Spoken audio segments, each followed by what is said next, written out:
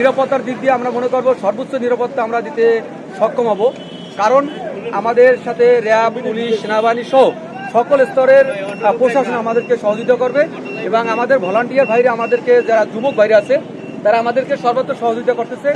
কারণ হলো যে আমাদের 1000 আমাদের ভলান্টিয়ার থাকার কথা ছিল, সেখানে আমরা প্রায় 2500 থেকে 3000 ভলান্টিয়ার আমরা রাখেছি, যাতে কোনো দুষ্কৃতি, কোনো চক্র আমাদের এই প্রোগ্রামকে কোনো রকমের বানচাল, এমনকি কোনো অপশক্তি যে কোনো রকমের ফায়দা না লুটাতে পারে, সেজন্য আমরা সর্বোচ্চ চেষ্টার জন্য পুলিশ, সেনাবাহিনী, র্যাব সহ আমাদের স্বেচ্ছাসেবক প্রায় 2500 থেকে 3000 লোকের পটুয়াখালী জেলাটাকে 14টা মাঠ, মা বোনদের জন্য 3টা, পুরুষ এবং গাড়ি পার্কিংয়ের জন্য টোটাল আমরা 14টা মাঠ বাছাই করে নিচ্ছি। টোটাল 14টা মাঠই আমাদের নিরাপত্তার চাদরে ঢেকে আছে। আলহামদুলিল্লাহ, আমরা আশা করি এই প্রোগ্রামটা আমরা সাকসেস করতে পারবো।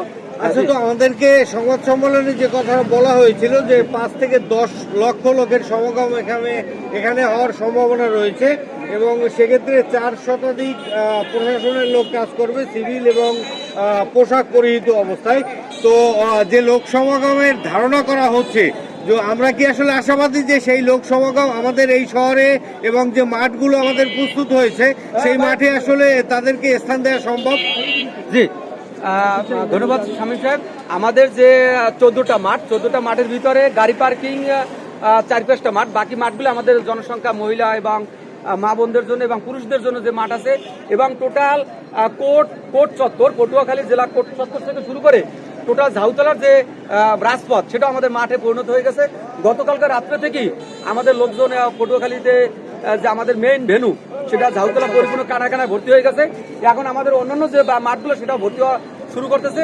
অলরেডি আমাদের যে টার্গেট যে 10 থেকে 12 লাখ বা 15 লাখ লোক এক্সিট হবে, এটা আলহামদুলিল্লাহ হবে, আমরা আশা করি, আর সেটা আমরা নিরাপত্তা দিতে সক্ষম হবো। আচ্ছা, আরেকটা বিষয় হচ্ছে যে আমরা ধারণা করতেছি যে পরিমাণে লোক সমাগম, এটা শুধু দক্ষিণ অঞ্চল, বরিশাল, বরগুনা থেকে শুরু করে বিভিন্ন জেলা, এমনকি রাজধানী ঢাকা থেকেও বিভিন্ন লোকজন এখানে আসা যাওয়া করবেন। তো সেক্ষেত্রে ট্রাফিকের সাথে আমি কথা বলেছিলাম, তো তারা বলছে যে উত্তরে এয়ারপোর্ট এবং দক্ষিণে হেতালিয়া বাঁধঘাট এ পর্যন্ত হাইওয়ে রোড তারা বন্ধ করে দেবে।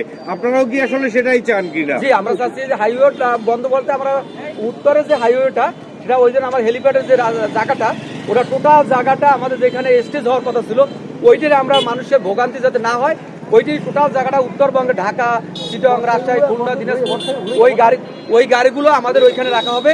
আর দক্ষিণবঙ্গের যে গাড়িগুলো হবে সেটা আমাদের বাস স্ট্যান্ডে রাখা হয়েছে, যাতে আমাদের পটুয়াখালী মেট্রোতে যাতে কোনো ঝামেলা না হয়, গাড়ির কোনো গ্যাদারিং না হয়, সেটা জন্য আমরা ব্যবস্থা করি, গাড়ি বা আলাদা করে আমরা রেখেছি। তো সর্বোপরি আজকের সেই মহেন্দ্রক্ষণ এবং আজকের যে মাহফিল, এই মাহফিল সফল করতে আপনারা কতটুকু আশাবাদী? জি, আলহামদুলিল্লাহ, আমরা মহান রব্বুল আলামিনের কাছে শুকরিয়া জ্ঞাপন করছি।